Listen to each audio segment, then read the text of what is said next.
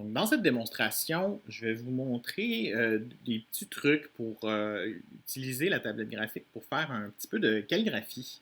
Ça peut être utile et pratique de s'habituer à travailler avec la tablette graphique pour écrire. Ça peut être intéressant d'en intégrer, par exemple, dans des projets, dans des illustrations. Donc, cette démonstration-là vise à vous mettre à l'aise avec ça, puis aussi à vous permettre de l'essayer éventuellement, bien sûr, dans le cadre de l'exercice qui est en lien avec ça. Je vais donc vous remontrer les petites choses de base qu'on connaît déjà, mais je vais aller un peu plus loin. Évidemment, je vais sélectionner mon pinceau. Là, en ce moment, j'ai l'arrondi net qui est sélectionné dans mes formes générales. C'est avec ça que je vais travailler, mais je veux aussi vous montrer une autre façon d'ajouter en fait des pinceaux supplémentaires qui ne sont pas dans votre Photoshop. Si vous allez donc dans le panneau de contrôle, dans notre outil ici, dans notre choix de pinceau, vous avez dans ce panneau-là, en haut à droite, un menu qui nous permet en bas complètement d'aller chercher des pinceaux hérités. Ça veut dire que c'est des anciens pinceaux d'autres versions. Si je fais OK, donc ici, je vais me retrouver avec un dossier. Vous allez voir, il y a vraiment beaucoup de choses. Alors, c'est assez intéressant. Vous allez pouvoir explorer si vous voulez, ça vous en donne davantage. Sinon, vous avez toujours la possibilité aussi d'aller en télécharger. Il y en a beaucoup qui sont disponibles sur Internet, des pinceaux supplémentaires, donc vous allez pouvoir vous amuser amplement pour explorer là, différents types de pinceaux. Ça peut être intéressant pour la coloration ou les effets là, pour terminer un projet, par exemple. On verra ça un peu plus tard dans la session. Là, je vais m'attarder au dossier des pinceaux calligraphiques ici. On peut par exemple prendre celui-là, ou tiens celui-là ici, donc un plat 45 pixels qui a un certain angle, on dirait un angle de 45 degrés aussi. Puis vous voyez ici, donc ça me donne un effet calligraphique déjà en partant. Moi, je n'avais pas nécessairement l'habitude de passer par là. Puis si jamais vous les avez pas, j'espère que vous les avez, mais si jamais vous les avez pas, je vais vous montrer plutôt de quelle façon je fonctionne d'habitude. Je prends tout simplement mon arrondinette que je vais aller moi-même modifier en fait. Donc je prends l'arrondinette, puis là je vais aller ici dans les paramètres de pinceau, ce qu'on a déjà vu. Et puis, vous voyez, en plus, j'ai un aperçu, c'est assez intéressant, donc je sais exactement ce que je vais faire. Je vais donner un angle de 45 degrés, un peu comme ce qu'on venait d'avoir avec notre pinceau calligraphique, c'est assez intéressant.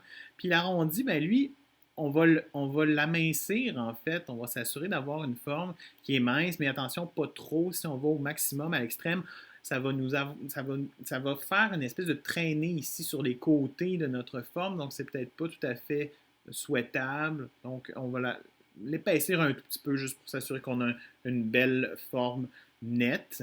Attention à la dureté, si c'est le moindrement plus bas que 100%, ben, il va y avoir un petit flou. Puis des fois, ça paraît pas beaucoup, mais quand on zoome, ça paraît après. Évidemment, quand c'est trop bas, on le voit facilement, mais assurez-vous que votre dureté est à 100% pour cela, pour faire de la calligraphie comme ça va être beaucoup plus intéressant. Donc, ça nous permet d'avoir quelque chose qui ressemble à ça. C'est très bien.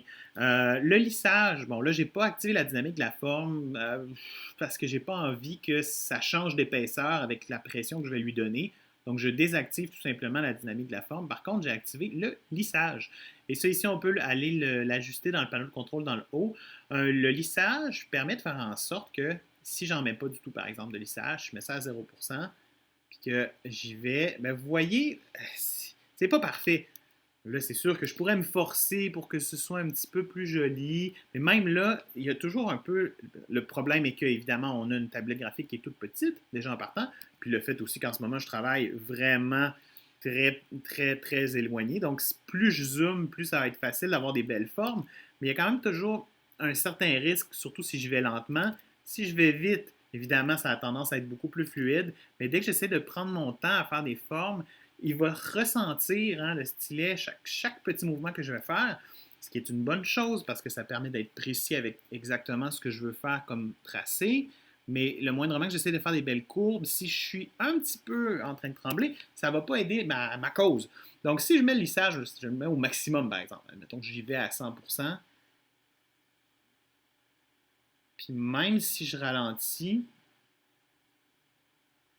ça va faire de très jolis traits parce que Photoshop, dans ce temps-là, il s'assure de lisser, d'améliorer le trait, le contour. Donc, c'est une façon de se sauver la vie un peu si on a un peu une légère tendance à trembler en plus, mais je vous dirais qu'avec un lissage à 0%, même quand on ne tremble pas, c'est un peu assuré qu'on va avoir, à une certaine vitesse en tout cas, des petites coches. Donc, on essaye d'éviter ça. Mais comme vous avez vu, le problème avec ça, c'est que il y a un décalage, un énorme décalage. Si ça ne vous dérange pas, c'est bien, mais par contre, quand on est en train de retracer des formes, c'est parfois un peu gênant et difficile parce que ça ne va pas à la vitesse que notre main va. Euh, bon, moi, dans les 70-75% pour la calligraphie, je trouve ça pas si mal parce que ça va quand même un peu plus vite, mais ça permet quand même d'avoir des formes qui sont assez jolies malgré tout. Alors, à vous de voir là, comment vous vous sentez à l'aise au niveau du lissage.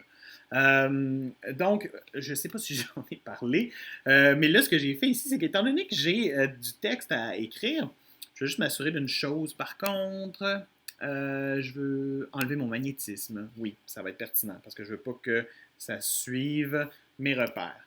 Mes repères sont là parce que, évidemment, je fais de la typo, hein, je vais faire de la calligraphie, puis je me suis permis de mettre un jambage supérieur, une hauteur d'X et un jambage inférieur, et de répéter ça sur une deuxième ligne de texte en dessous si jamais j'ai besoin d'écrire des lettres en dessous en plus.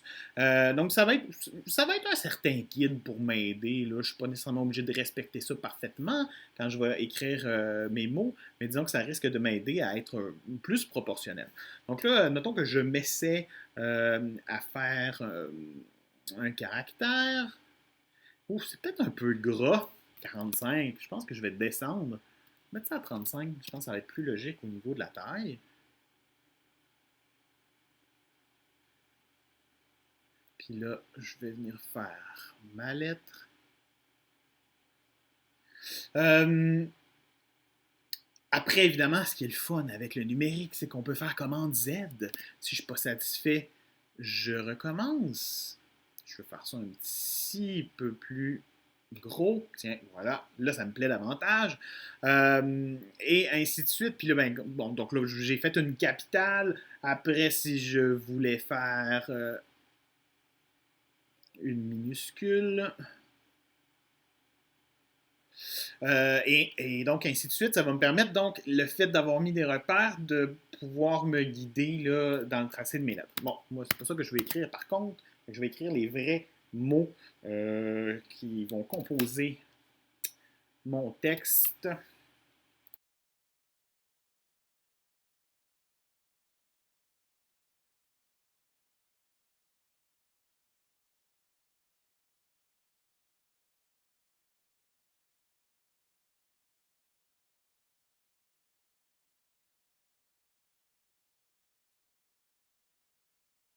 Donc, une fois que j'ai terminé, que je suis content de ce que j'ai fait, ce qui va arriver, c'est que ce calque-là, en fait, je vais le transformer en objet dynamique. Je vais simplement le nommer, par contre. Et puis, pour le transformer en objet dynamique, ça se trouve à être dans calque, objet dynamique, convertir en objet dynamique. Ça va me permettre de faire en sorte que je vais pouvoir le transformer sans briser ses pixels, ce qui est quand même assez pratique. Évidemment, c'est des choses que vous avez vues en image matricielle. Donc, j'ai déjà ouvert de l'autre côté mon document, mon image donc de la télé dans Photoshop. Donc, tout ce que je vais avoir à faire, c'est de glisser mon calque dans l'autre, tout simplement. Et puis là, je vais pouvoir faire une transformation manuelle. Donc, commande T. Et puis, évidemment, comme c'est un objet dynamique, ben, ça ne va pas briser mes pixels. Ce que je vais faire, par contre, c'est que je ne vais pas juste l'agrandir, le réduire. Je vais appuyer sur commande. Puis, je vais venir placer les coins sur les coins de la télé pour faire une déformation qui va être logique par rapport à l'angle. Okay. Puis après ça, je vais changer la proportion par contre parce que, bien sûr, ça faisait quelque chose qui était trop étiré là, dans mon cas. Mais vous comprenez un peu le principe, donc ça me permet d'avoir une déformation là, qui est logique par rapport à mon format. Donc là, je pourrais laisser ça comme ça en noir. je pourrais lui mettre une légère opacité, peut-être à 80% pour avoir donné l'impression que c'est un peu plus réaliste. Je pourrais aussi l'intervertir pour mettre ça en blanc, par exemple, au lieu du noir. Là, à vous de vous amuser. Vous pourriez même mettre une incrustation de couleur dans les effets ici, là, incrustation couleur. Vous pouvez mettre la couleur que vous voulez là, si ça vous tente. Puis vous pouvez jouer avec les modes de fusion aussi, comme dans le cas, par exemple, de la superposition. En toute logique, ça devrait être intéressant.